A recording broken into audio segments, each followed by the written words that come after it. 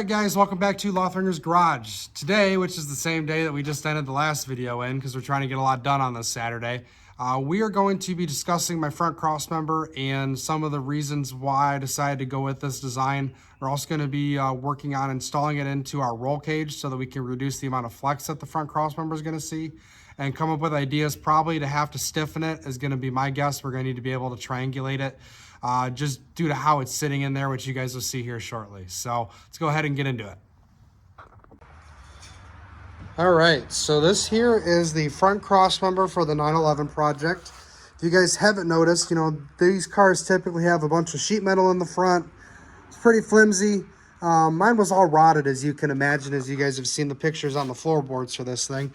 So I opted to go with a custom designed crossmember that I could change the track width for.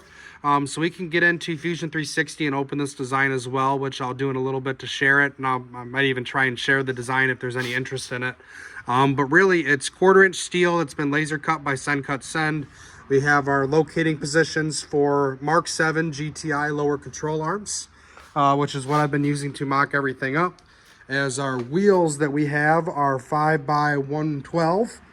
And that's just made everything easier instead of trying to run adapters. And if you spent any time around 911s, specifically Carreras, since this one I guess technically has Carrera front fenders on it, even though it's a 70, there's not a whole lot of room. You can fit like an 8-inch wheel, and we're cramming a 12-inch with a 275 on it. So we needed to make room for all the activities, but the big thing that we're going to be focusing on today is going to be marking up and getting these stiffening bars put in and welded onto the crossmember. And what this is going to do is stop the crossmember from flexing, since right now it's just held on with some tubing that's tied into the center of it, going into this very flimsy, I don't even really want to call it a firewall, but it's kind of what's left of a firewall. So the goal here was, this is actually the main hoop that I'd started with and messed up, so I decided to cut it in half. And we're going to be going through the original heater locations. They're pretty symmetrical, so that's going to give us, I think, a pretty appealing look as far as the tubing work goes. And they're right in line with where we need to hit for the knee bar. So you can see here, we're hitting the knee bar. So I'm going to go ahead and go over to the car, because what we're trying to do is basically come through that pass-through and tie into our knee bar right here. So you see we have a little bit more flex that we have to do in order to get this thing up, but I mean, we are pretty close. So the fun part for this is going to be figuring out the notch angle so that we can tie it in.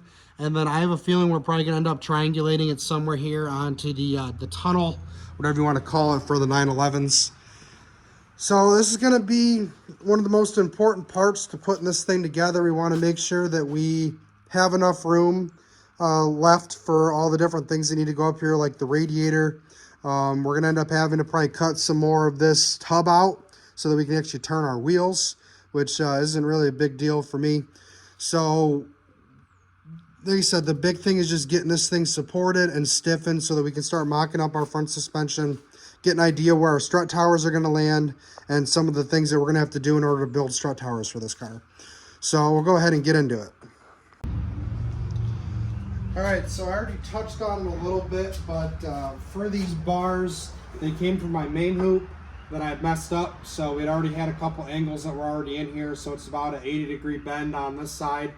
And to pass through the cab, I didn't want to have to drill into this already flimsy panel, so I wanted to come up through the top. But with where the knee bar lands inside the cabin, it's just below the dash, so this is almost parallel with it. So in order to get these bars through, what I decided to do was to go through where these original vents would be, and we can trim them up a little bit more, but we know that this one is just about there as far as our height. So what I can do now is hold this here, and we'll go ahead and mark our tubing so that we know where to cut it at. And then we'll be able to recreate it on this one. So once we have this cut, we'll be able to really get this in place and then figure out what our angles are going to be and where we need to end up notching this tube at. So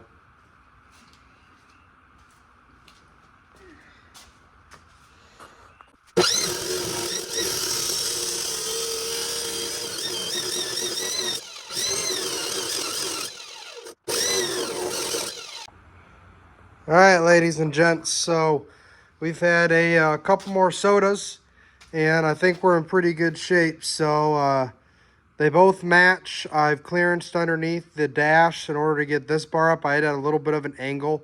The dash, because of the gauge cluster there, kind of comes down a little bit further. So smash that up a little bit.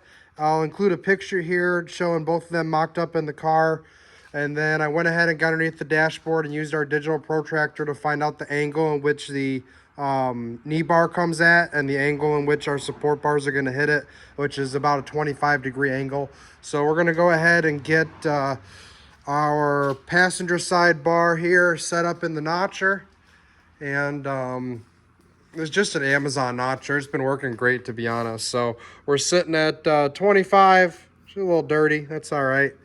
And we're going to go ahead and get this notched out. I'm setting this to 6 millimeters here, or 6 centimeters, sorry. That way I can make sure that I have the same depth on both of my cuts, since both of my bars are the same length this way. So that way everything's going to match when we go ahead and put it in the car. So let's go ahead and get this one notched up and get it in the car.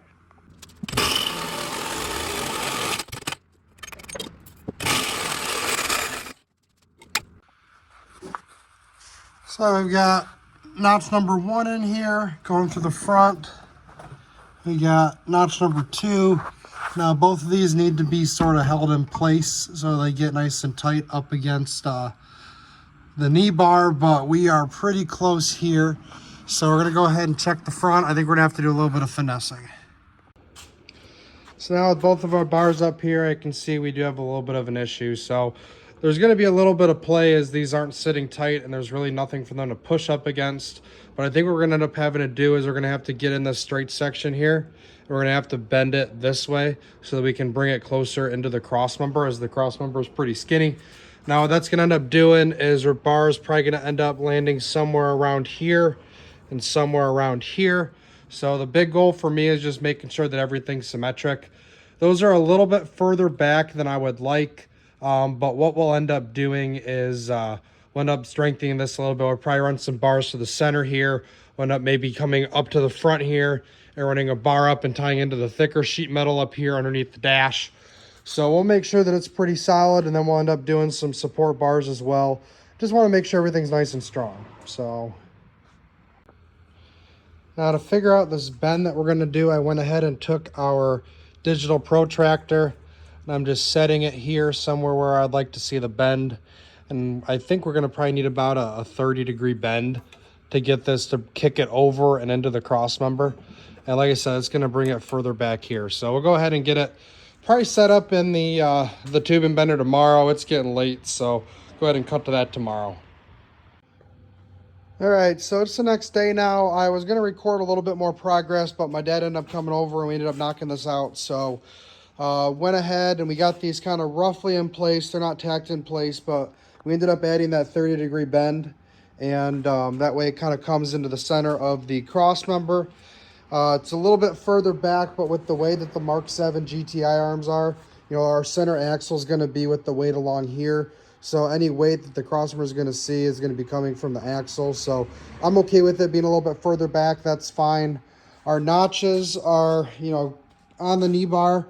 So we're going to be pretty close there. We're going to be doing a little bit of work to get them fitted up. But we're going to go ahead and get this thing somewhat tacked in place, level out the cross member, and keep on moving forward.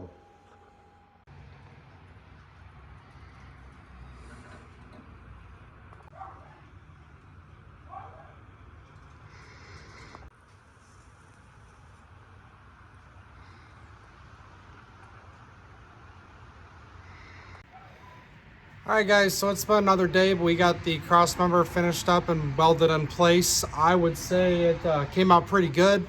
Not perfect by any means, but good enough for what we're doing. So next episode, we're probably going to go ahead and get the lower control arms on and get the wheels kind of put up into place so we can see what our offset's going to end up like. Like I said, the cross member is adjustable, so we're able to extend out the track width if needed.